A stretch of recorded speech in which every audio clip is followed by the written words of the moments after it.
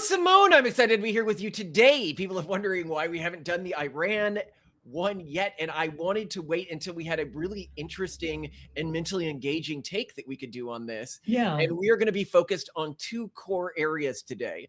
We are going to be focused on how modern Western leftists help bring in this regime, and moderate secular leftists brought this regime into power, even was in Iran, and why they're fighting against it falling apart. But then we're also going to, now, if you're surprised by that, here is an image of two leftist girls. You can see they look like hippies celebrating in 1979, right in front, holding up his picture, the current leader and the Ayatollah. And it said he later had 30,000 leftists executed. And these two specific girls in this picture, the girl in front, Maria Rafi, was executed by Islamists 10 years later. And the girl at the back, Sahar Mohammed, escaped from Iran and took asylum in Sweden 4 years after the revolution. Oh my gosh. And this didn't work out for them. This is one of the types of things on our new subreddit that's like huge now that we need mods for. So do reach out if you're interested in that, because we are now the largest conservative subreddit on Reddit, bigger than Joe Rogan, bigger than Asmongold, definitely bigger than any of the mainstream conservative ones. But I think if you look at the comments on the Reddit and stuff like that, people were laughing at this. They were laughing at this and saying stuff like, it's a shame that she got to escape the regime that she brought into power. And I would actually like to hold a mirror to many people on the right now, which is being as stupid as these two girls were, putting a regime into power that told them exactly what it planned to do to people like them, exactly the way it wanted to operate. The other thing that we're going to go into a lot, which I find to be a very interesting topic to discuss, is all of the modern leftists, whether it's Hassan or anyone else, and we'll go over who they are, what their platforms is, like Pink News and stuff like that, who are standing the regime right now, saying the regime really isn't that bad, that it's worse to be in America than it is to be there, and that all of these atrocities that we're hearing about aren't really happening. And I find this to be very fascinating, because I wanted to, I know you can guffaw and point at them and say, haha, look at the idiot, right? Which I think a lot of people on the right are justly doing right now.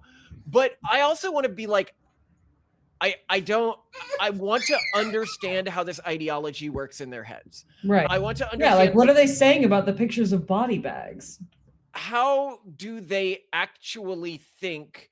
But it's not just that. It's like they were able to find endless, like the larger leftist machine was able to find endless atrocities in Gaza. And yet they're literally just opening machine guns on civilians here. There have been cases recently where they dress up like protesters to lead other protesters to kill zones. What? And they do this to specifically sow dissent among the protesters so they all hate each other.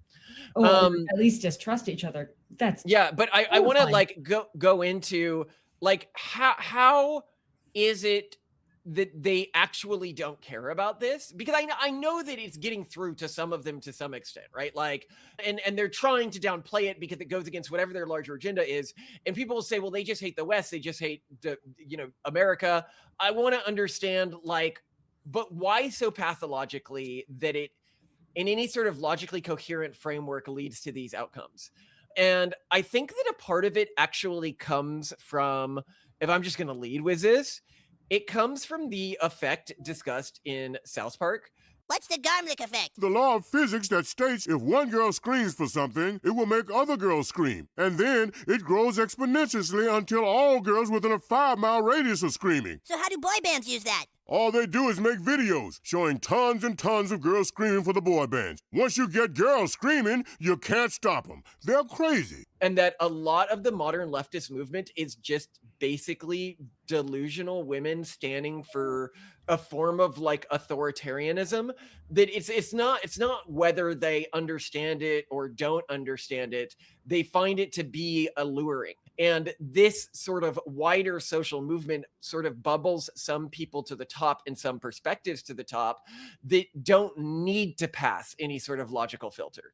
That's not the point of the opinion. It's about filling a certain for a larger zeitgeist. So that's what we're going to go into there.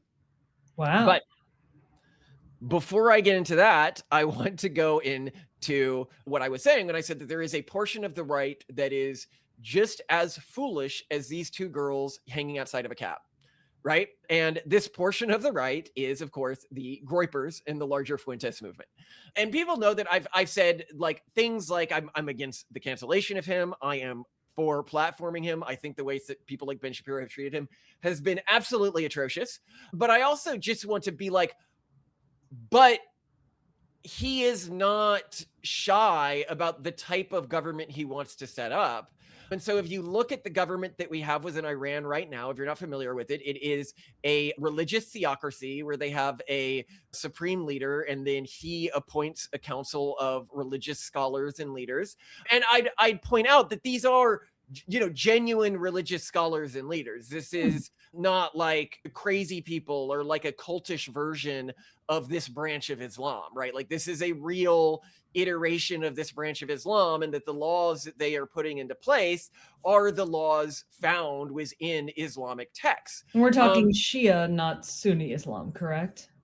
Yeah, but it's, Sunni Islam practice, as the text says, is just about as brutal as Shia Islam practice, as the text says. Sure. And we'll get into here where people are like, oh, come on, in Christianity, nothing is, it's our religious books aren't that brutal if we practice as the text. And it's like, they really are. Like even Charlie Kirk pointed out when somebody was like, oh, religion, like Christianity is really about loving and blah, blah, blah. And he goes, well, there's a lot of things that you get stoned for, like not honoring your father and mother or being gay or, a number of other things, right? Like we have to be realistic about what he's actually saying. Because I think a lot of people, just like these two leftists did, if you want to understand how you could be a young leftist girl who was just angry with the system and not really listening to what the leaders of your movement are saying they want to do when they're in power. I think it's easy to this is not me dunking on the groypers or Fuentes or anything like this. It's easy to see how this happens to people by looking at what I think even most groypers know Nick Fuentes say he wants to put in power as a system. So just to go for some quotes here, for example, he says, I'm a 12th century man, F the UN and the internet and democracy. So note here, when Iran is shutting off the internet all the time, when people are saying things that go against the religious order they have. Now note, they also have an elected body that sort of operates under their religious body, which seems similar to the way Nick would probably set things up if he was setting it up. He'd have a religious body with religious scholars trying to do things in a 12th century style, as he says, and then underneath that, some sort of democratic body, right? Like I'm not even saying like just full theocracy here, right? And would this be the type of government who would regularly shut down the internet and free speech? Well, he says he's against the internet, like very clearly, right? And he says, what has democracy gotten us? Obesity, low rates of literacy. It's given us divorce, abortion, gay marriage, liberalism, pornography. Again, these are all things that they're also against in Iran, that the theocratic government of Iran is also against. He says that's what democracy has gotten us. Ghettos and crime and political correctness. Diversity. Yeah, that's the track record of democracy. So I note here as we go further here, because you might say, well, I do agree with him on the diversity point.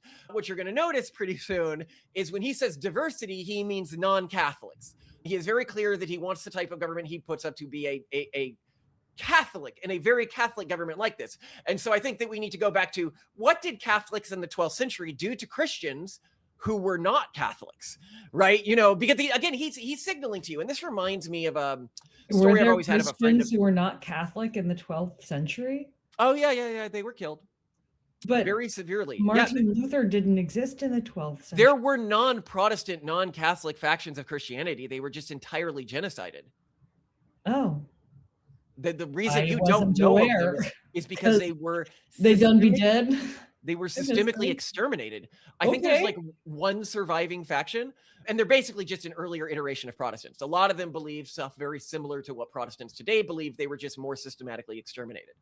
So TIL. No, but the reason that this gets to me, because it's all fun and jokes like here, like it was for these two girls riding in the car, right? Okay. Clearly they're like, oh, they had heard people. And I could go over quotes, but it's probably boring, of a lot of people at the time, like in the US being like, are you not listening to what the leaders of your movement are saying?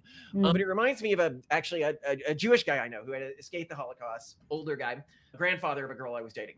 And he had this story about how he literally like tried to go door to door within his Jewish community with a copy of Mein Kampf and said, you need to read this. You need to read what he's saying he's going to do. You effing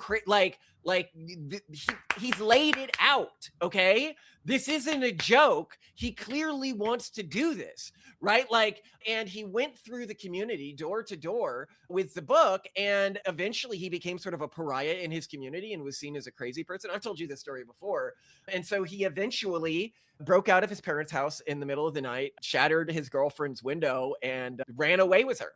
Unfortunately, he made the catastrophically stupid move of running away to Poland. And then when Poland was taken, running away to Russia, which then when they tried to genocide everyone, I think he then went to China before coming to the United States. Basically just the wrong direction. But the point being is that, you know, you can have these moments in history where certain parties are signaling what they want to do. And this matters because you can be like, well, Nick Fuentes is a fringe political figure. And yet Joe Rogan joked on his show recently that if we were going to put a Catholic, you know, presidential Republican candidate in place, that Nick Fuentes would be a good candidate for this. And don't worry, I'll get to the Iran stuff really quickly, but I just want to continue with this because I think it's important to understand these girls. We need to understand why somebody like Nick Fuentes seems desirable within our own community, even though he's signaling all the same things. He's signaling a government exactly like this that he wants to set up. And by the way, if you're wondering about the scale of the atrocities we're talking about in Iran right now, we're talking about like 20,000 people dead potentially at this point, just gunned down in the streets. It's horrifying. So he says Catholic autocracy, pretty strong record. Catholic monarchy, and just war and crusades and inquisitions. No, he's saying he wants to do this stuff, right? The crusades largely justified, I'm going to argue. The inquisitions were sometimes in the later period carried out much better than the Protestant witch hunts. But are you arguing the Pragmatist Guide to Crafting Religion that, like, essentially there was due process and logic and a burden of proof required that you didn't see with Protestant witch hunts, where it was just kind of more delusional? So right, but the point I'm making here is you see very few Protestants today. You wouldn't hear me, as like fervent as I am on some of this stuff, saying we need to go back to aggressive witch hunts within like America's cities and stuff like that, right? Like I understand that they effed that up. I have said that you shouldn't. I mean, well, you've jokingly said on many occasions, and we've certainly implied heavily that you can't abide by a witch, and we hate witches, and we've made fun of all the Etsy spells, and we talk about right. But I have not said that we need to go back to the types of witch hunts they had in the early Protestant movement. Sure, we don't want to create a police that goes around arresting people for being witches. But he's signaling that this is actively, and when he brings us to the Inquisition and stuff like this, the Inquisition is also Protestants, right? Like there's inquisitions that targeted Protestants and Mormons, and you know, if you're anything else out here, just be aware of that. And Catholic heretics, if you're Catholic in slightly the wrong way. So just be aware that this is what he's signaling, right? And if you look at other things he said, for example, he says, I want this country to have a Catholic media, a Catholic Hollywood, a Catholic government. I want this to be a Catholic occupied government. So if you contrast that with, say, what the Ayatollah would have said during this period, who would have said, I want this country to have a Muslim media, a Muslim Hollywood, and a Muslim government, right? Like this is what he wanted. This is the structure that he wanted. And he's noted very clearly here. He says that Catholicism is more Christian than Protestantism. He is very, very clear on this stuff. And he'll say stuff like, we're in a holy war. We need to make them die in that war. And note here, or I want a supreme leader, totalitarian Christian dictator, even using the terms of the Iranian state to sort of describe the government he wants. And I think that the mistake that people make when they hear all of this, as I think these girls did, is they're like, well, we're on the same side now. Surely they won't come after us just because they're saying they plan to come after us once they're in power. Mm-hmm. And that, well, look, when we meet with the Muslim like leaders and our protester communities meet with them, they're not like murdering us at those meetings and stuff like that, right?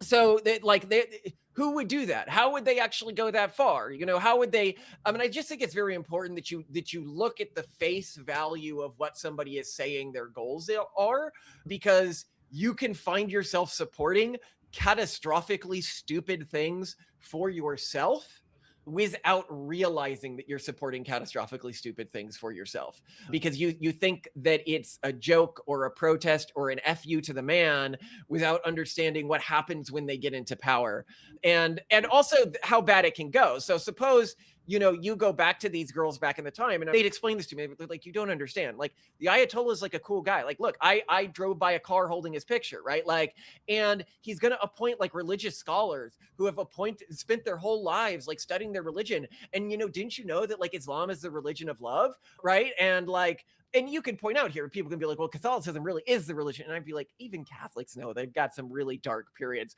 from like the 12th century to today. And they can be like, well, these modern religious scholars, they're not like that. They wouldn't advocate for things like that. And it's like, they might.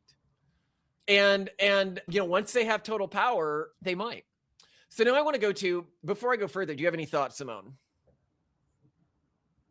I just want to hear more. I want to understand why the leftist influencers that are really big online have come out in favor of Iran. Yeah.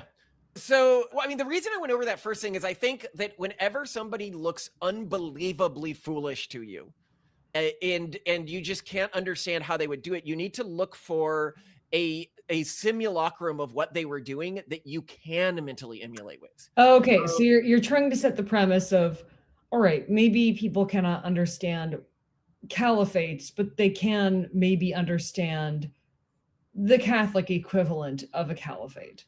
You can what I'm saying Catholic theocracy is if it's if you want to understand like these girls cheering for a guy who's saying, I want to set up a theocratic state that will eventually exterminate you, this is no different than a Protestant or an atheist cheering for the Groypers, right? Like this is they're very explicit in their long-term goals, right? Like, and they can say, well, we're a big tent movement for now, as these guys did back then, but they won't always be, right? Like, once they have authority, they've laid out what they want that authority system to look like, and what they want that media control system and that education control system to look like. And so it may not seem as cool or edgy if you're looking at the type of conservatism that we represent, right? But it's a type of conservatism that is realistic in terms of being cogent with the long-term thriving of most of the parties in the current conservative umbrella. Right. And I think that's why, instead of just saying, oh, they hate America, they hate all things the left, oh, they were totally duped. Don't fall into the hole where you so strawman your opponent that you lose the ability to understand what they were actually thinking in the moment. And the easiest way to do that is to see it from within your own party. Because I think most people who watch this show can probably understand, liking and enjoying seeing somebody like Nick Fuentes, totally throw Piers Morgan into a trash bag, right? Like, that was hilarious, right? Like, but we have to be aware of what at the end of the day he represents, and what would happen if he won or became the face of the conservative party. Okay. Next, I want to go to Hassan Piker. So before I get into his quotes, which I'll go into, because Hassan Piker is the #1 leftist streamer right now. Is that true? Like, it's not Destiny. It's not, because I don't know who the top leftist streamers are. I follow a lot of leftist content creators, but streamers, I don't know. He is the top, and he's been beaten by Asmongold. He used to be the top, and he has been, because he's been losing followers a lot recently. Asmongold is not a leftist streamer. Oh, but you're just saying in terms of just commentary streamer, period. Whoa, okay. Wow. Or political streamer. I think there was one above him. And then Asmongold became the top political streamer, and he's been crashing out since then, mostly since Kayake. Did you know he shocked Kaya again? There's a new videos that make it look like he's gone back to it. He just can't look at our video about why Muslims can't help but shack dogs. I mean, it's just a cultural difference. It's not like I'm not trying to be Islamophobic here or something. We point out that some cultural groups just have a very, like the Young Turks, who his cousin named his organization after, killed 80,000 dogs when they took power and saw it as like this big progressive thing to do, right? Wasn't it for rabies control though? The 80,000 dogs? No, that wasn't for rabies control. That was just more for like cleaning up the city. Oh. Well, they didn't just like murder them. They put them all on an island where they starved to death and ate each other. So it was slightly worse, but Thunderdomed them. That's all. Side note to go further here if you look at his arguments on stream, so I've like taken time to watch him on stream, and we'll go into quotes in a second, but I want to get his larger like idea. Like, he clearly struggles at time to come up with an argument about how they're like worse than America. But the argument he eventually comes up with, and I can understand it from his perspective. So you gotta see the world from his perspective, okay? Take a step back. He does not mean what you immediately take him to mean. So if you're like an idiot like iDubbbz or something, which we'll get to, he genuinely believes that like you're allowed to like sing and dance on the streets in Iran, which you can't, you sort of can within the capital now. This was because of a previous protest, but for a long time it was illegal. And this guy would have grown up with it being illegal, and it still risks a jail sentence. So just for clarification, right? Okay. Wow. But he will say things that are true-ish. He'll say that like they're really chill to trans people in Iran, like they're unusually pro-trans. Well, and it is, I believe, true that there are Canadians and United States citizens who travel to Iran for gender transition surgery because it has been pioneered there more effectively and more cost effectively, I should say. So this is this requires context, but it is a factually true statement. It is. So in Islam, not all branches of Islam, it was in a few branches of Islam, the appropriate thing, if you are a same-sex attracted male or a same-sex attracted female, is to be forced to undergo gender transition. Right. I mean, it makes, on a surface level, logical sense, right? If you have a woman attracted to a woman, the equation is incorrect. We need to have a man attracted to a woman. So what's going to solve the equation is to turn one side of that equation into a man. And so they force a lot of gay people to unelectedly undergo this surgery. Yeah, but that means that there has been, because of this forced transition, an unusual level of medical innovation in Iran, and specifically cost-effective medical innovation. Exactly. In places like the UK and the United States, people need to ethically transition. People have to go through all this approval. You can't do harm to people. Whereas in Iran, they don't enforce this. The future lawsuits, they don't worry about medical practice. And so you're able to get genuinely innovative medical developments that are so useful that genuinely, trans people in Canada and the United States and other countries that are very progressive go to Iran to get gender affirming care. And when asked about the conflict between their morality and their progressivism and their choice to support a medical system in a country that forcibly transitions people, they're like, well, capitalism ruined everything. I can't afford it. Right. But so you've got to understand this from Hassan's brain perspective when like he's cheering to the crowd, right? Hassan, I am sure, is very aware that you will be executed for being gay in Iran, right? Like this is a regular thing. You'll be executed for being Christian in Iran.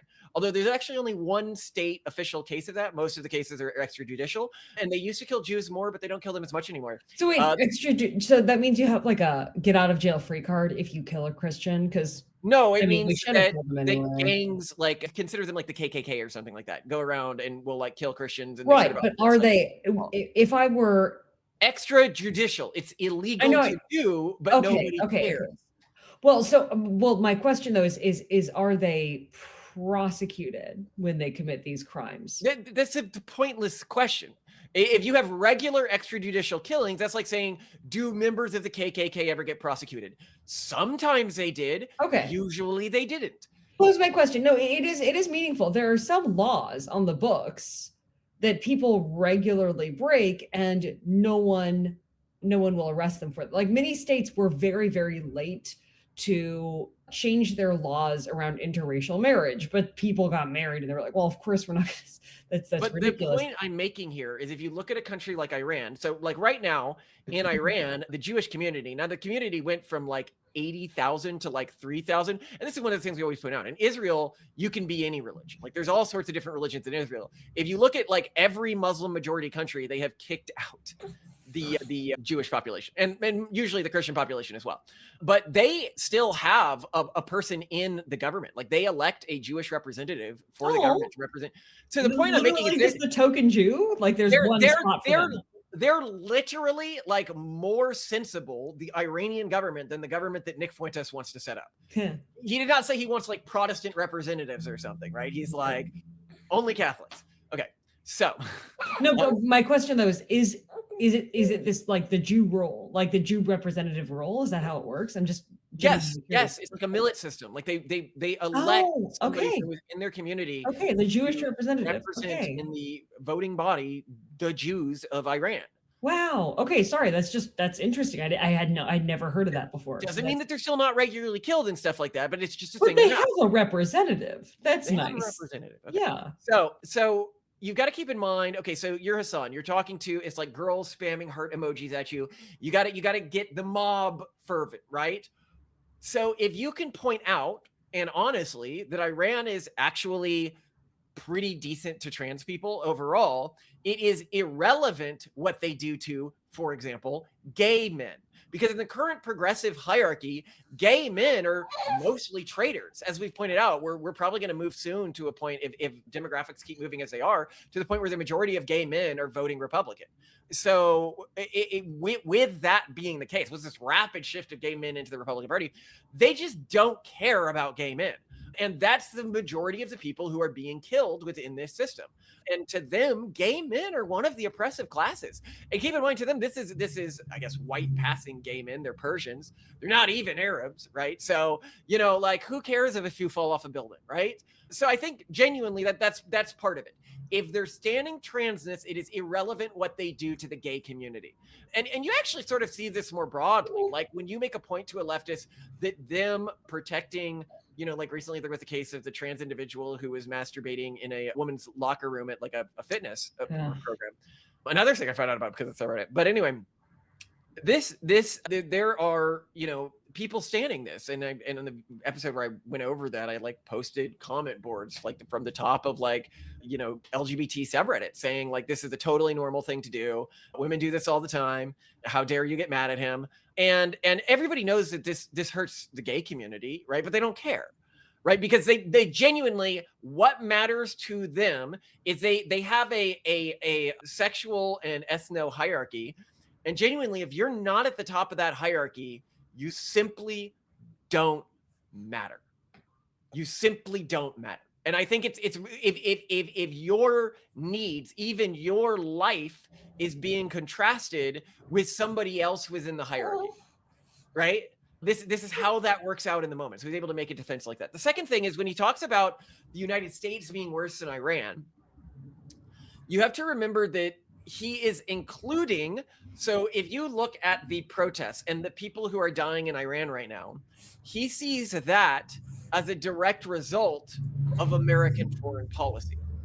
So what he would say is, when you talk about how hard it is to be an Iranian, and the other thing I'd note is one of the reasons we waited for a while to do the Iranian episode is we did an episode about 2.5 months ago. If you go through our backlog, where I say there is going to be a revolution in Iran in the near future. And I went through all of the reasons there was going to be a revolution in Iran. And if you want to go over that episode to understand why the revolution is happening, look it up. The point I'm making here is I go to the sources that I go to for information. And the reason I find them to be good sources of information is because they accurately predict things. Yeah. And one of the things that I like now is we're moving more and more into a world where I think it's pretty uncontrovertible that we are better predictors of future geopolitical events than Peter Zeihan. He's made a few really big blunders recently. Caracas was a fortress and you couldn't do anything to get somebody out of there. He said that he's been famously always against Bitcoin, whereas we are pro Bitcoin when it's low, and when it's high, we offer more caution. So like I think that, and note here when I said that my prediction on being wary about Bitcoin, I said it will crash after 2 cycles. And we're not even 1 cycle after I made that prediction. So this is still, we get to see if I'm right on this one. But if you, and by the way, I made that prediction saying that quantum computing was a big threat. And then a month after I made that, there was a huge thing of FUD around quantum computing. It wasn't me on that. I was well before that FUD. I said that this FUD's about to happen. But anyway, the point I'm making here is it's useful. Like if you're like, the reason why you listen to political commentators is they understand the world. And if you understand the world accurately, that means you can make predictions about future world states and, sort of play the game. But he believes that all the suffering of the Iranian people is not due to government incompetency. In that episode, we point out that like you can't blame America on Iran's idiotic dam project that ended up starving them of water, which is a bigger issue for them than their economic system right now. Like what they ended up doing after the protests around the water is they ended up just starving all the rural areas, which are easy to control, of water and flowing it all to Tehran, and that lowered those protests. But the point I'm making is like if you look at like if you look at the city streets collapsing into giant sinkholes and people dying weekly, that like shocked me when I saw that. So, well, and you and I are uniquely terrified of sinkholes. I guess everyone should be, but I love you. Yeah. You know, yeah, like this can happen to you. Just one day you're walking on the street and random gone. Yeah. And that we pointed out that this is also has nothing to do. You can't blame this on America, but he's unaware of all of that.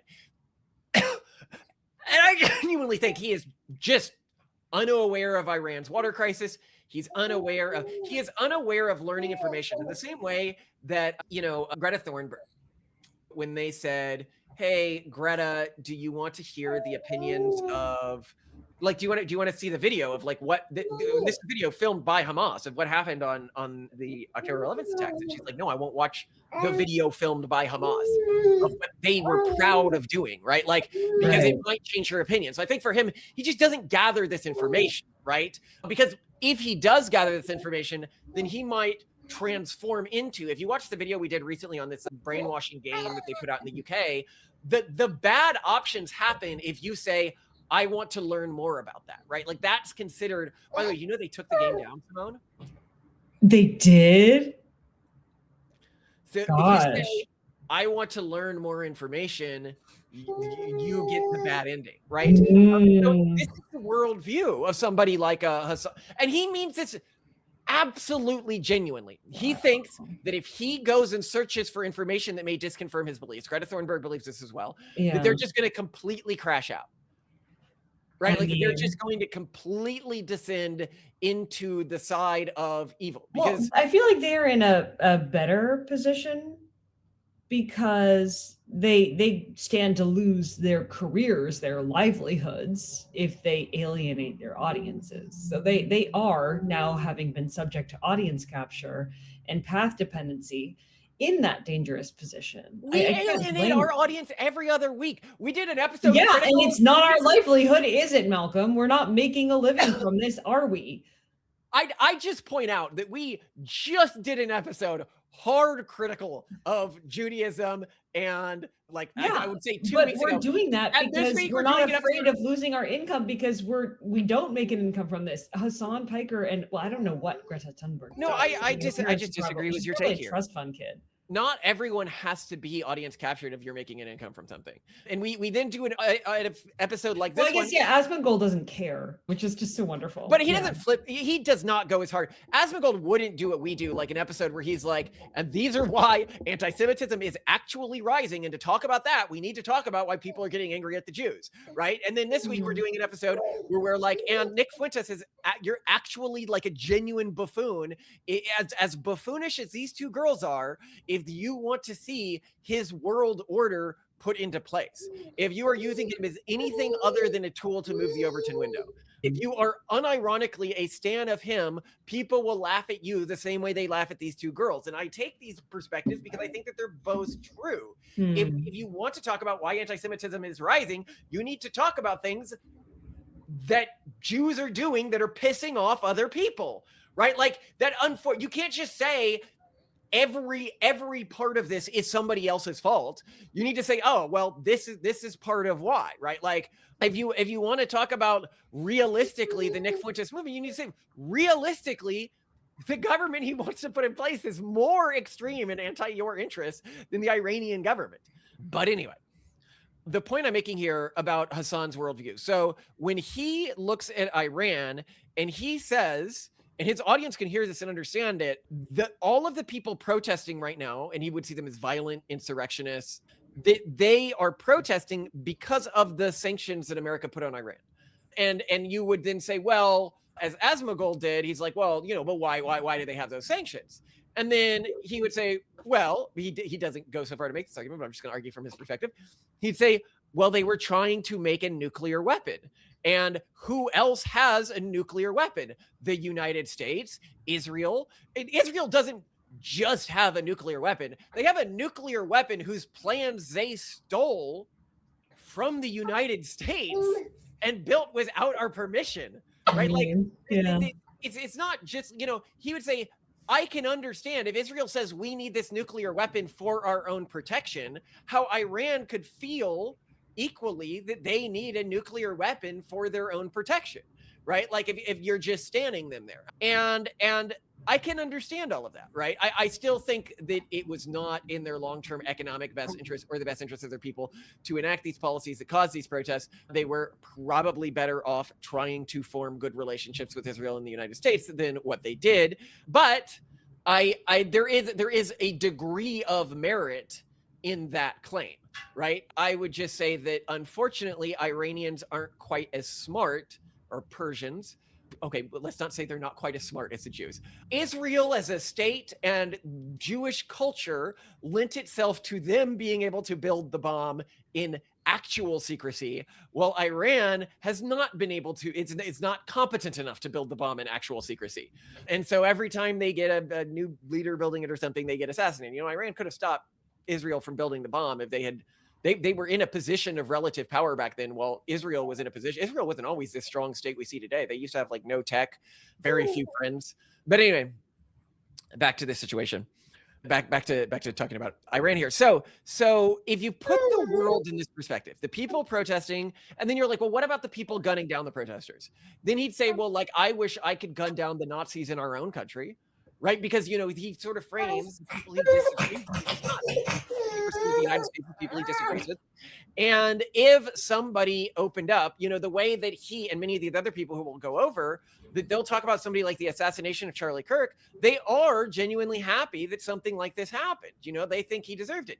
So when they see people protesting the Iranian government, they believe the same thing. And note also how I've pointed out that the leftist movement is becoming more future-oriented Islamists. Like, they sort of accept that the gays won't be around forever, that the trans are going to disappear after this generation. And so who are they building the world for? They're building it for the next discriminated class, right? Like the Islamists who they're going to bring into our countries, right? And hopefully one day they win. Now, this does come from a loathing of Western civilization more broadly. Yes, I agree with that. Yeah. But it's not just a loathing of Western civilization. It's that they believe that Islamism is like genuinely a good and misunderstood thing. When they entered the movement, there's become this thing now where Asmongold like watched a video of it and he was like, oh, I feel so sorry for the Islamists now.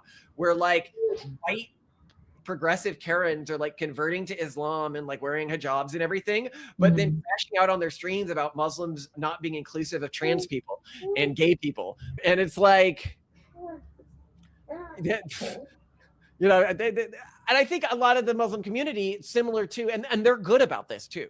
These groups that aim to one day take over and create these theocratic states, they're very good about humoring these crazy people when they're in the room with them, right? Let's go to some of his quotes on Iran. Any kind of leftist position on Iran should start with a demand that the American government end sanctions in exchange for demands of democracy or anything else for that matter. I cannot believe that we're past this point. Obama got the JCPO done with sanctions relief, exclamation mark. Then another, I want people to get food and medicine. I don't believe that America is a benevolent actor. It has its own regional interests. The Iranian people absolutely have a right to protest against their repressive state. Sanctions relief was a common liberal position more than a decade ago. So you'll note here, and he's obviously said the other one I've said that Iran is no better than America. But here he's talking about the downstream consequences. So like if you point out like life is bad in Korea to him, he'll be like, but that's not because of the Korean state. That's because of our trade sanctions. If you point out that, this is just sort of like his world perspective on a lot of this. He's able to go to China and be like, China is great. China is better than America, even though, they're literally carrying out genocides. That is irrelevant from his world perspective if it helps his long-term goal, which is in part a destruction of Western civilization. That is right. But I think it's important to understand that these people who want to destroy Western civilization and live among us, if you cannot understand that these people are your core enemies, right? And this is where I think like groiperism gets wildly stupid. Well, no, hold on. Humor me here, though. Isn't there a little bit of that? People used to talk about the far right to crunchy hippie horseshoe or pipeline. In that at either end of the spectrum, you kind of got to the same place where you'd either get Maha, super conservative, homesteading Christian moms, and then at the other end, you have homesteading pagan hippie moms, but they all functionally are the same thing. I kind of feel like there is something very similar between the original drain the swamp, burn it down sentiment that got Trump elected in 2016 and this burn the system down to the groundswell that you see both among groypers and Hassan Piker fans who are just like, whatever it is, the system, they'll give it different names. They'll call it late stage capitalism, or not they'll call at all the point I'm making. You really don't think so? I mean, I don't know. I'm just like, but maybe these are the same thing. If you look at Nick Fuentes and you look at when he ranks the people who are threats to us that we need to be aware of and working against, it is mainstream conservatives who genuinely love our country. A lot of mainstream conservatives, they may have different opinions than people like you and me, but they genuinely love America and want America to thrive, right? They want Western civilization to thrive. It is, people like J.D. Vance's wife, like Indians in America, or the Jewish, like Orthodox Jews in America, right? And if you look at Orthodox Jews, they're a community that is, well, Jews overall are leftists. Orthodox Jews are rightist these days, right? Like these are people who side with us on most policy positions. They side with us on most of the things that we want to achieve in the country. And many of these people, yes, even many Latin American immigrants, not the ones we want to get rid of, but many Latin American immigrants love America, right? Like many Indian immigrants love America. And I don't think that you need to say, oh, they're the same as every other American, but they're certainly not the threat that the Karens and the Hassan Pikers are, that the white women are, right? Like that the average white woman Redditor is, right? And when you hide that it's these people who make these video games, like the brainwashing games, this is not a Jew. This is not an Indian immigrant. Well, maybe I'll look it up, but chances are it is a white. Actually, the character of Amelia, turns out it was based on a white woman who is the head of something at the studio, just physically and the way she dresses. Oh, they just made her evil. Evil by their views. But the point I'm making here is that we like the existential nature of the forces arrayed against us right now is so great that when you get distracted and begin to isolate, segment, split potential allies to our movement in a way that emboldens and empowers and helps groups win that have the agenda that the Hassan Pikers and the Greta Thunbergs of this world have, they want our genuine extermination. Like that is the long-term plan here, right? That is why they will not allow you to say, hey, there could be some negative externalities for unchecked immigration within our country. That was, if you agree with that in that game, you cannot help but then have a racist burnout in class. That's not a racist opinion. That is an economic, potentially factual opinion and something we should be able to have a discussion on. And the only reason why you would prevent that discussion is if you had some alternate agenda here. Now, as I've always said, the Great Replacement series is obviously a conspiracy. But I do think it's interesting that Hillary Clinton ascribes to this conspiracy.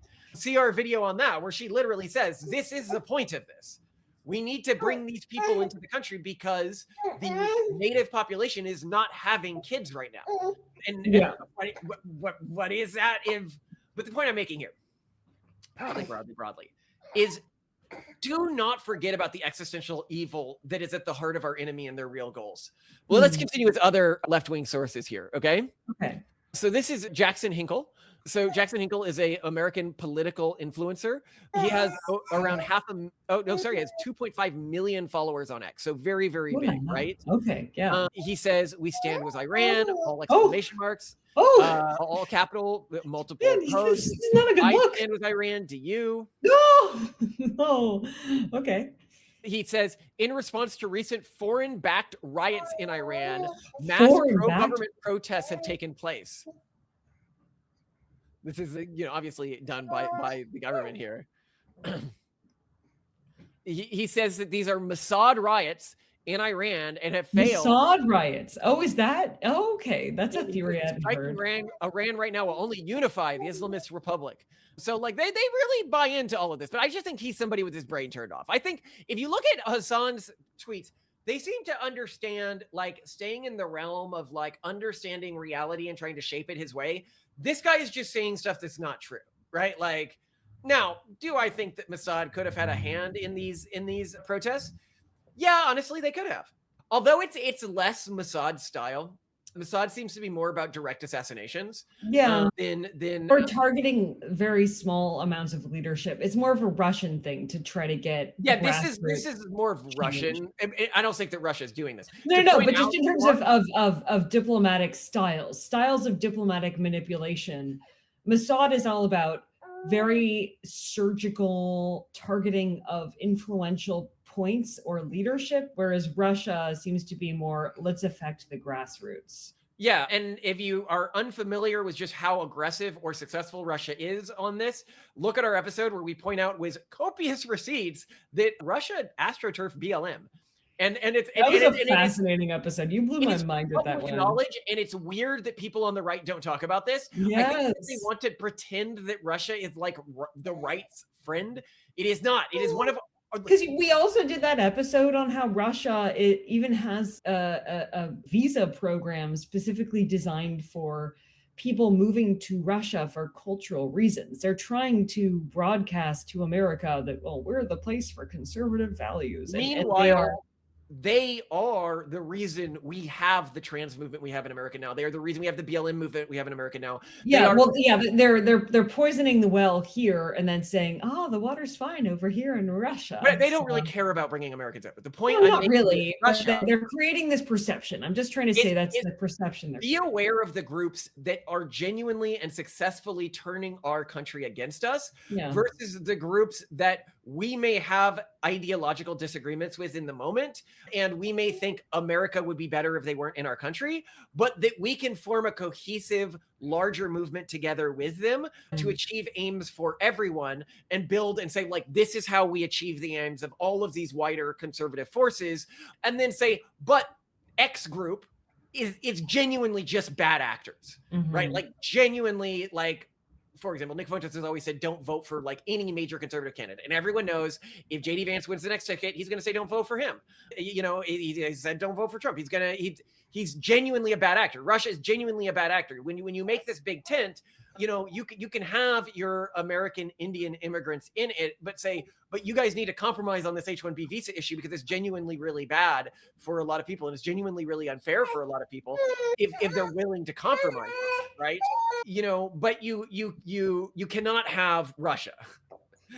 You cannot have Russia, right? Like Russia is actually against us. Actually, before I go further here, I want to talk about, is it a good idea for Trump to go in and do in Iran what he did in Venezuela? Do tell. The answer is no. No, it's probably not. I saw a headline, I think just this afternoon, that was along those lines of basically what Trump had said. Trump said that there is no surgical action that the United States could take, which would take out the Iranian government, and therefore that casts into doubt the utility of any particular intervention. Oh, is Trump sane and smart? Oh. No, I could see us taking some sort of surgical action or a few surgical actions, but I don't think they're going to look like what we're doing with Maduro. So here's why. The Iranian system of government, Maduro basically went in and he was terrified of anyone else with a degree of competence having power within the country. And so he assured that those people didn't have power. And there weren't a lot of competent, like second in commands that could come in and begin negotiating with the United States. Also, even if they did, they had a degree of like potential, okay, on our side, we can work with this. Not only that, but that's in our backyard. Like Venezuela is in our backyard. Iran is not. Mhm. So it's not to say that we couldn't do it, but if you went in and you took out like just the Ayatollah, you really haven't done that much to disrupt the Iranian government system right now. Yeah. They just put in the next person in power and it would still be an Islamist government, It's right? more robust. Yeah. Also, we have a bit of a past with this. Yeah, we've tried to do this in Iran before, and that's how we got in the current situation. Didn't go so well. There's some baggage, you know. Yeah, there's some baggage. Yeah, I do not think that is. So there's worse if we fail in any way, or even if we do it, it could embolden the government in saying, now you see the protesters, they're definitely working with the United States, so we can go and hunt them down. Right, like even right now, you've got the situation where they are charging families for the bullets that shot their children. They are charging families for their children's bodies, right? Like they are really trying to make this hurt as much as they can for anyone involved in this, right? Like this is true psychological terror that they are enacting in the country right now. But if we engage at this point, it's now, see, I told you so. And the protesters and stuff like that in Iran, they cannot fight back. So like in Venezuela, we're able to, also there's the issue of oil, right? Like Venezuela has oil that we can take over because it's often offshore and they're contracting with American companies. Iran does have oil wealth, but it's not oil wealth that we are going to easily capture value from, even if we have a sympathetic government in power, right? That would just be fairly foolish of us. If anything, it would kind of hurt the United States because it would hurt the value of our oil. The oil produced in Venezuela is much more viscous than our oil, so it sells into different markets than our oil. But right now, America is an exporter of oil, right? Like we sell oil to Europe. If we open up Iran and get them a lot more efficient, that's not necessarily going to be awesome for us. Now, the other things are, it wouldn't necessarily achieve as much as Venezuela. We don't really have the geopolitical justification to it that we do in Venezuela. I also just don't see it going anywhere in the direction we want to go in the Middle East. More broadly, what's going to happen in the Middle East is the region's going to continue to secularize, and it is secularizing pretty aggressively. I think we might see a reversal in secularization as AI gets popular. We've done an episode on this where we point out that AI is actually very protective of religion, because like if I go online and I, tell me about Islam, right? I'm gonna get a bunch of anti-Islamic stuff, right? If I ask an AI, tell me about Islam or help me with this like theological quandary within Islam that I can't easily work through myself, it's gonna explain it to you in a way that is beneficial to Islam, right? Like it's not going to try to deconvert you. Whereas the internet is the exact opposite. You're now in a Reddit hole trying to deconvert you, right? Yeah. So, but that's going to take a little bit I do expect just wider deconversions because Islamism is one of the, okay, so like obviously Islam historically did do great things in the field of science, civilization, war, but they did also massacre tons of people. I think the answer was around 300 million people during their conquest, which puts them way above people like Hitler, way above people like Stalin, but the point here being that while Islam did have periods of cultural flourishing, the actual structure of their religion, if you like study it, it's one of the less coherent of the Abrahamic faiths and one of the more obviously dumb. It's one of the ones that as I study it, like, okay, I point out religions that as I study appear a lot smarter and more coherent than when I first started studying them. Yeah. Number one is Mormonism. Yeah. Appears way more coherent the more you study it and the more you engage with the counter arguments. The lore is good. It's been like the fact that Joseph Smith, you're like, oh, he had a bunch of wives, right? Like, how horrible is this? And then they point out, that he has no genetic offspring today. Not one person who can provably prove to be a genetic offspring that wasn't with his primary wife. And when you see that, all of a sudden you're like, people would claim to be descended from Joseph Smith if they were, right? And we would be able to see that in DNA. Like that would be a point of pride for those families. How did he not conceive with a single other one of these women? And then that makes the Mormon argument that he was really just doing it because he wanted them to support people. But it's like, but some of these women had husbands. And then you could say, well, these husbands may have been abusive or something. You just go into it and you're like, well, that at least seems saner than I originally thought. Yeah. Religions that seem dumber the more I study them is, I really hate to say this, but we have like a 4-hour tract on this, the question that breaks Judaism. Judaism, I was incredibly enamored by Judaism when I first started studying it. The more I study it theologically, the less coherent it seems. And the more like fundamental internal problems it seems to have. And even just like thematic problems from my faith perspective it seems to have, which we go over in that episode. But was Islam, frankly, the reason we haven't gone into the problems with Islam yet is they're just so numerous and so big.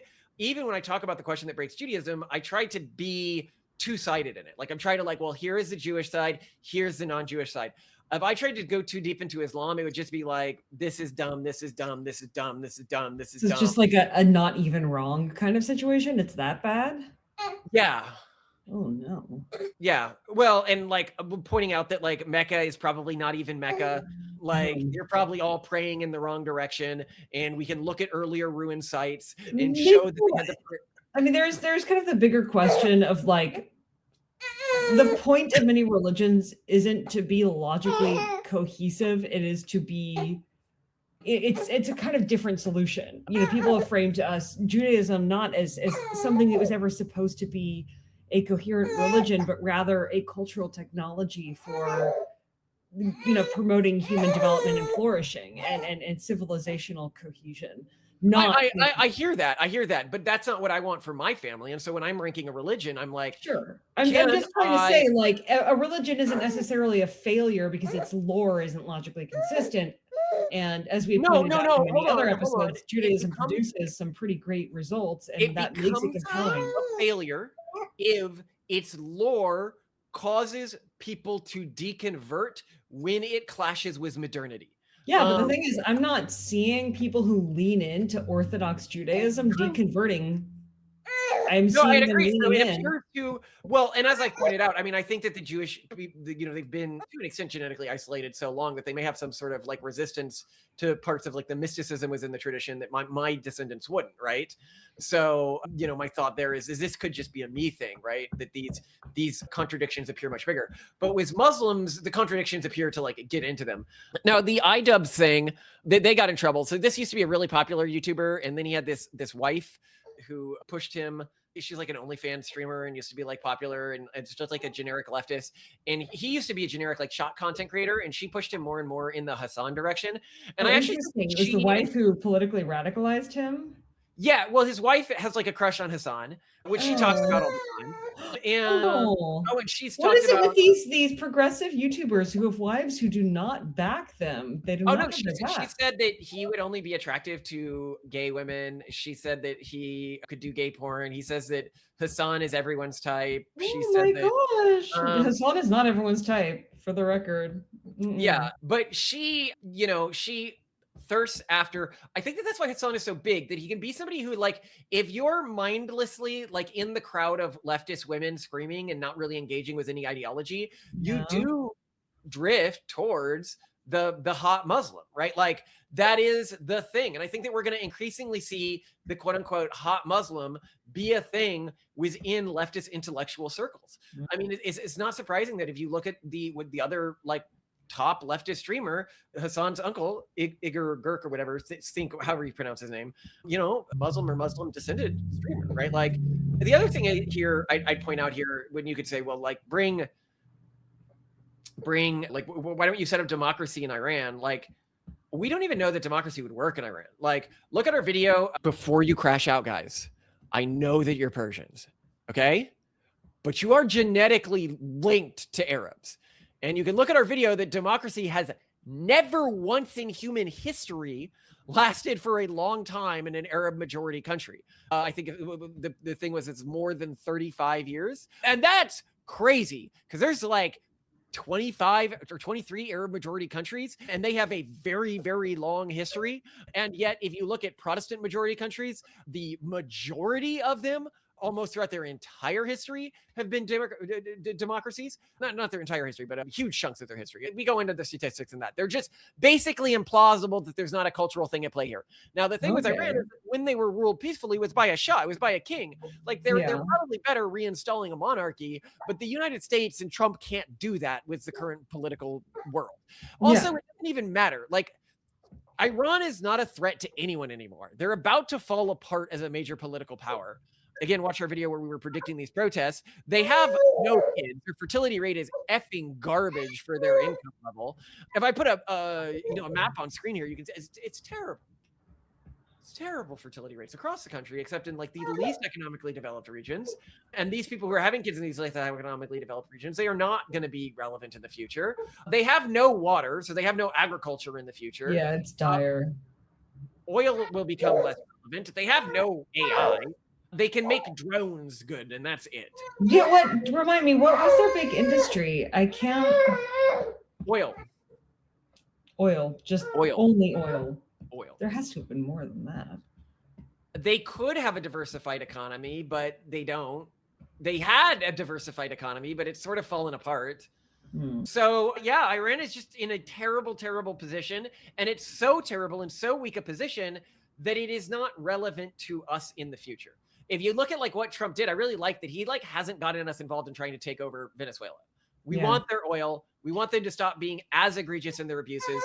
Other than that, whatever, right? Yeah, you do you. We're not gonna. You do you. Stop being China and Russia's B. You know, with Iran, it's sort of like a. Why doesn't Saudi Arabia go in and take over Iran? Okay. The reason being because their military is laughably bad. They basically don't have one. We could take over Saudi Arabia tomorrow. It'd be easier to take over Saudi Arabia than it would Iran, to be honest. They have tons of top of the line equipment, but nobody knows how to use them. And of course, they're Arabs, and Arab militaries always interfight with each other and can't carry out large, complicated actions. I'm sorry. I'm not saying that they can't at like a genetic level or something. I'm just saying that historically they never once have. You're just saying logistically there are some kinks to work out. No. I'm just saying that like, look at, I mean, it is interesting that culturally speaking, they've never once been able to. They've tried a lot. They've put a lot of money into it. They've been able to do things like the Yom Kippur War, like multiple countries at once jumping a country that had a less developed military at the time and no nearby allies. How'd they all get their butts kicked so hard? That they lost a ton of territory and somehow are still crying about it. Unit 101, did you know? Did you know 1 in 3 aliens have some sort of weapon built into their physiology? Are aliens inherently violent? Interesting. Did you know some aliens are single mothers on a genetic level? I wonder if it affects the behavior of the children. Curious. Tell them about per capita. I'm getting to it. But really, Muslim majority countries have been comically bad at waging war against non-Muslim majority countries, unless you go back to like the Middle Ages. It feels a bit like this, going to war with a Muslim majority country. Can I please just get one victory? Once! Now don't start that! Don't you do it! You want to just smash them all? What? No, man, look. These guys aren't gonna quit until they win or die. And they're not gonna win. So, what if we let them win? Just this once. What? Oh no! My blood!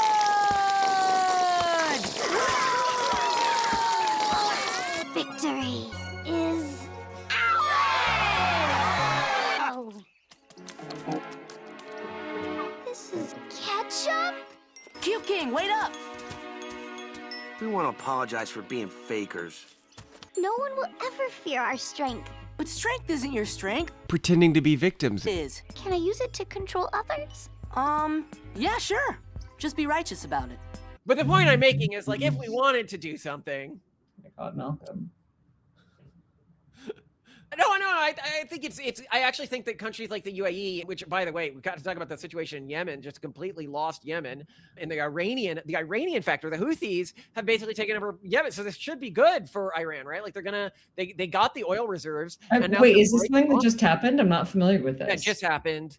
They're breaking off from the other two factions, the UAE-backed faction and the Saudi Arabia-backed faction, and it should be a big woo for Iran, but nope. And so and the UAE faction and the Saudi Arabia faction can't even take out this faction, right? So right, you can't even take out Yemenis.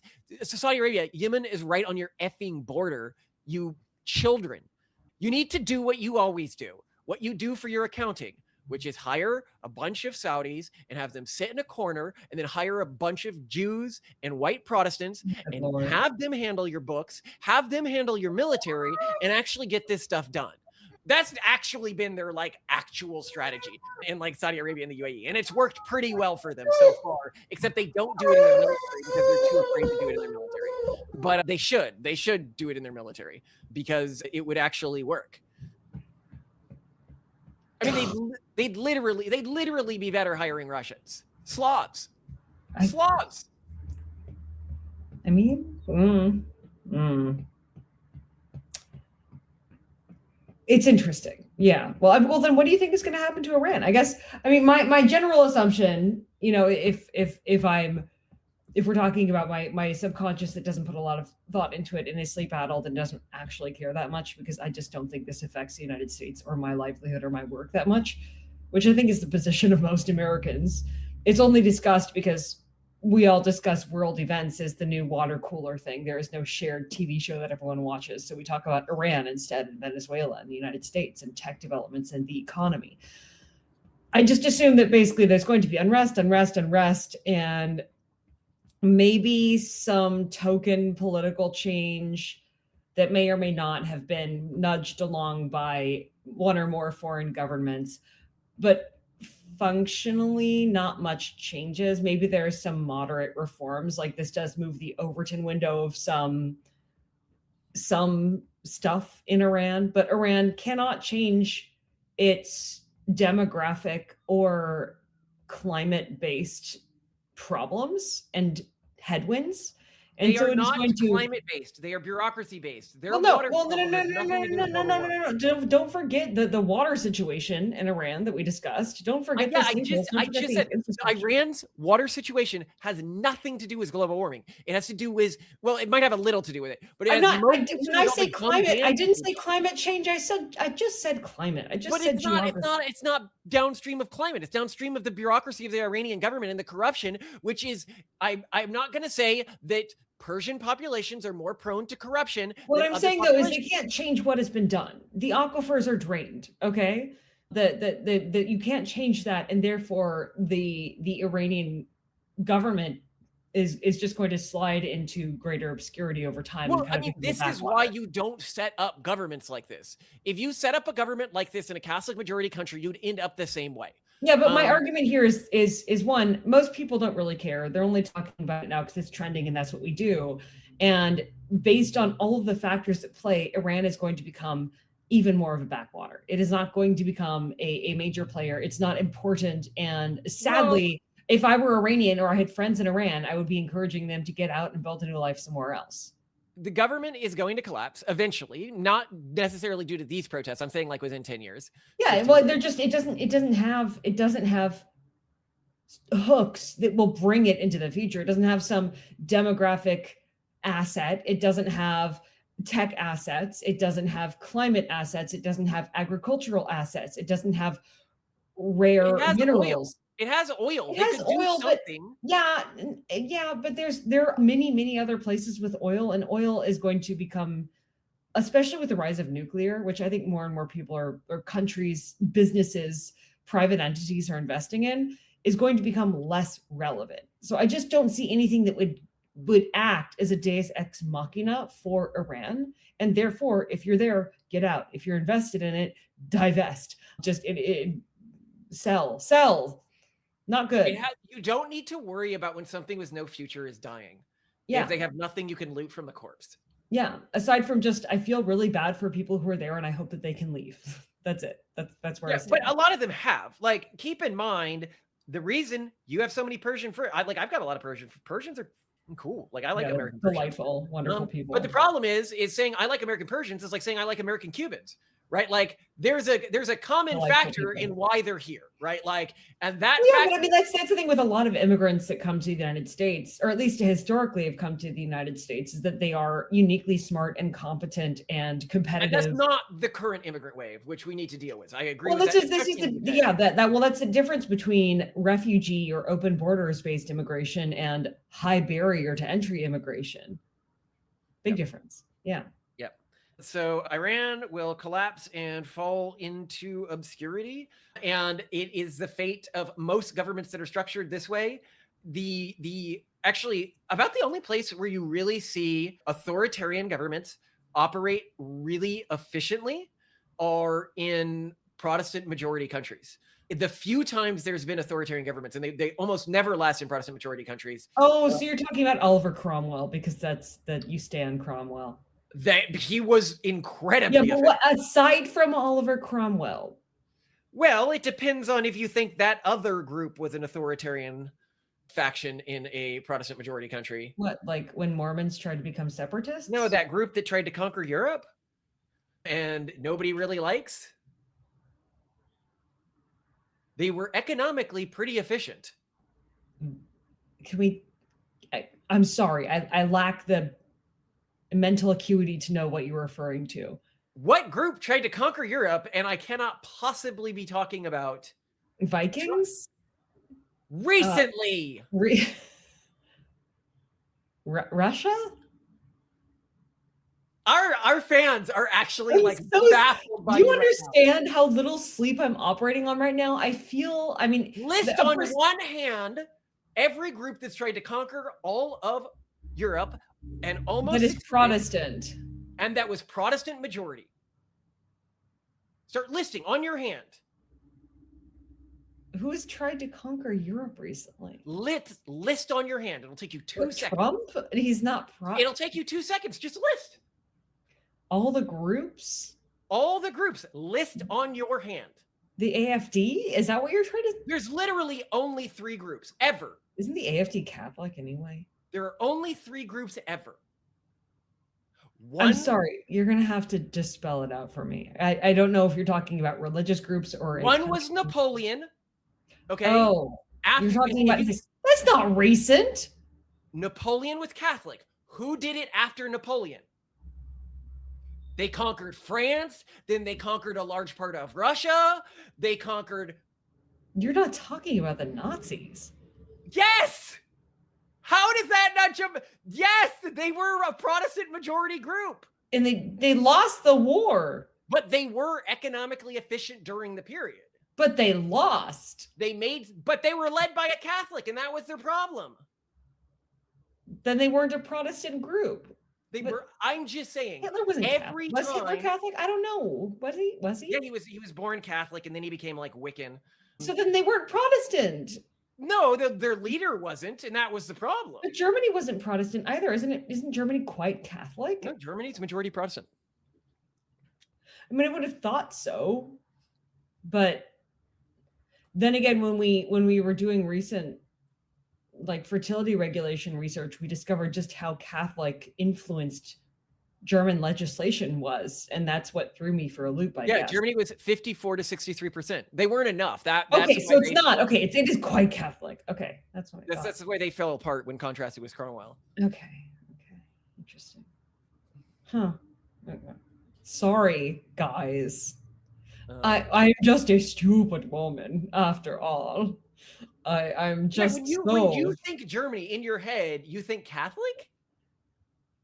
Yeah, I mean, after our look into IVF, it's literally where the Protestant Reformation happened. Yeah, but then they left. And then I don't know. Yeah, when I think of Germany, I think of the amazing cathedrals, and I think of their IVF laws, which are just super Catholic. But I guess they're also a lot of Lutherans are very anti-IVF too. So I should not forget that. Oh, and just Protestants in general. There's not a lot of Lutherans in the world, Simone. Yeah, just Lime and Stone.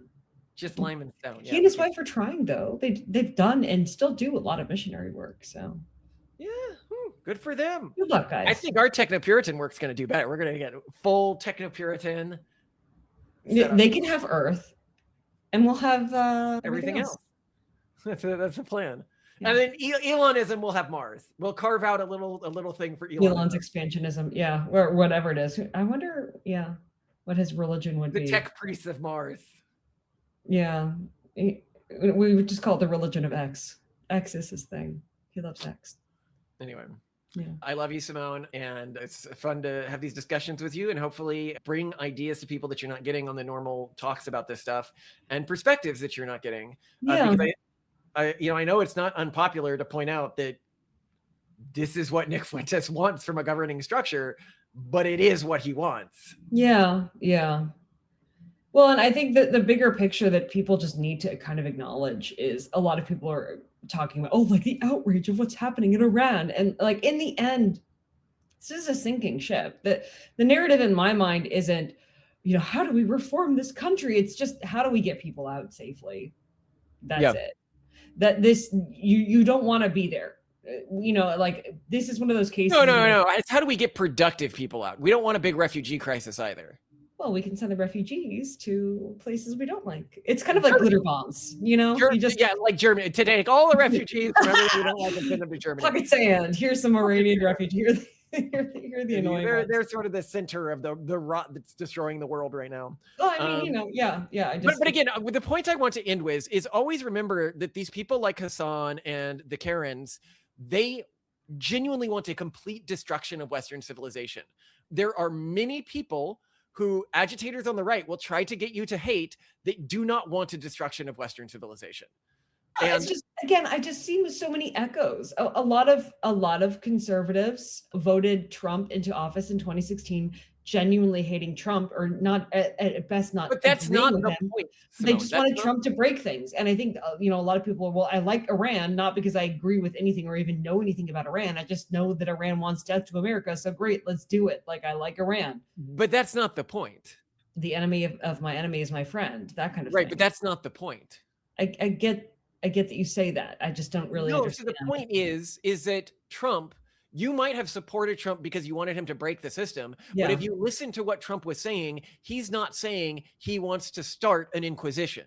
Okay. If you listen but a lot of people just didn't listen to Trump, just like a lot of people just aren't listening to Iran, which, to your point, a lot of people have said things about Iran that are just blatantly not true, which is proof positive that they are not listening to Iran. But you're not the same kind of idiot if you voted for Trump without understanding his policy that you are. I disagree.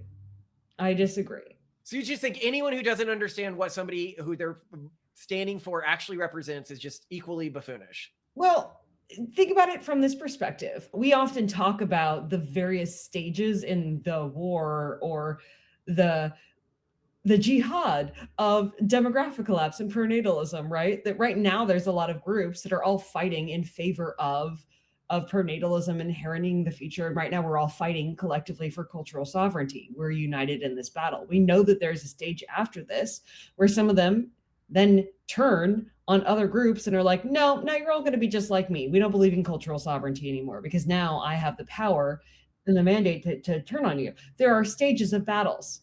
And what these people are logically thinking about, be they Trump haters who vote for Trump, or be they late stage capitalism / imperialism / colonialism, like anti-colonialists or whatever, people who hate this system, where stage one is break this system.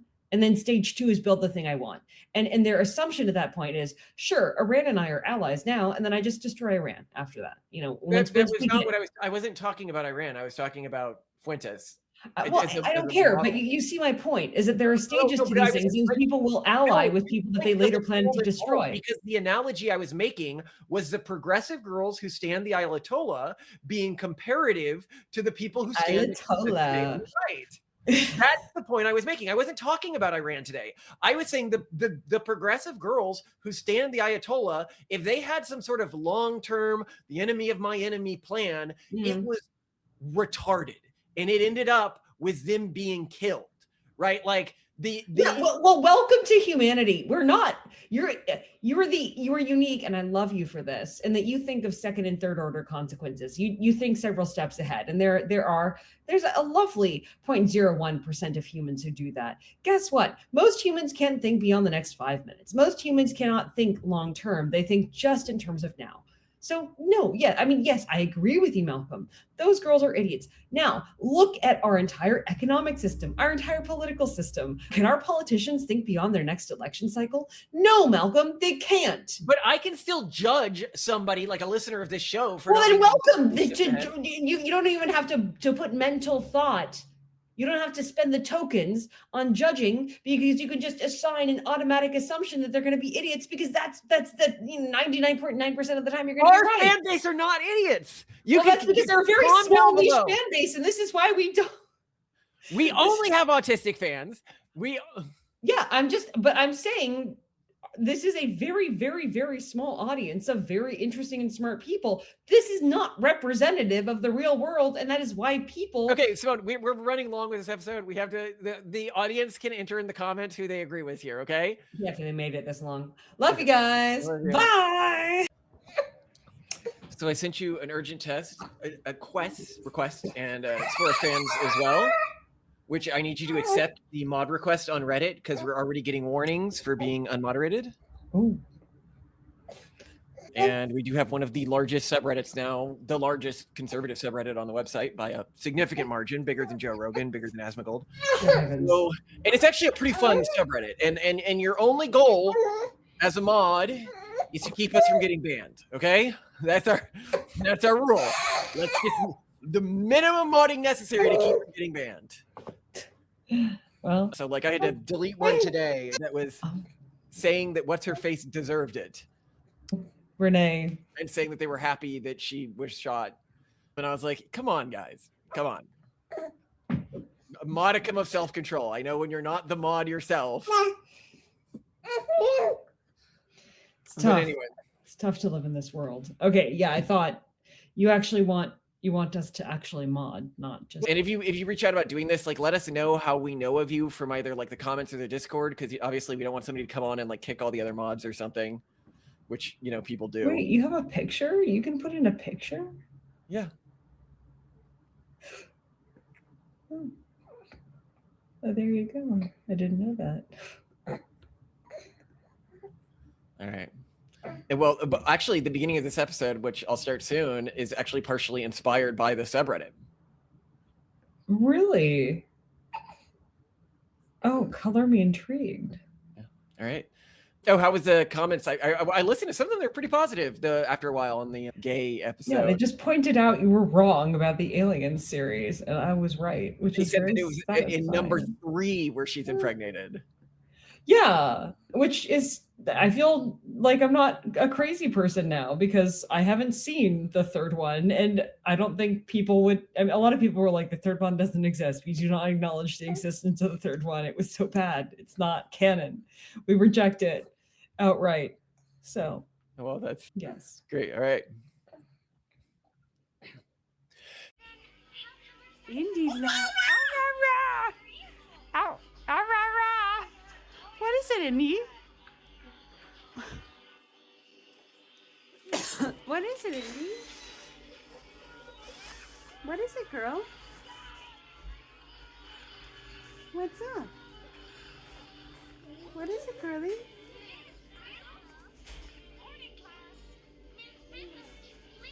What is it, girl? Are you looking at the light flickering in the big hallway? What's going on? Wait, what? What?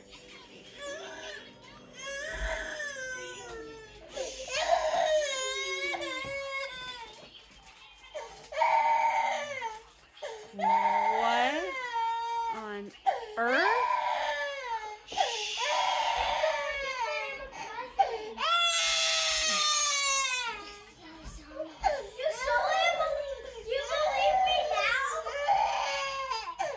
What? Wait, whoa. Who are you? Who are you? Wait. Where Where did you go? Who are you? It was actually pretty nice. He gave me this. It was so nice. What? Wait, what? Mommy, he gave me an What? Look what I gave. He gave us these. What? I love him. Wait, where did he go? Where did he go? I love him. I love you. He's so nice. Andy, was that what you were staring at this whole time?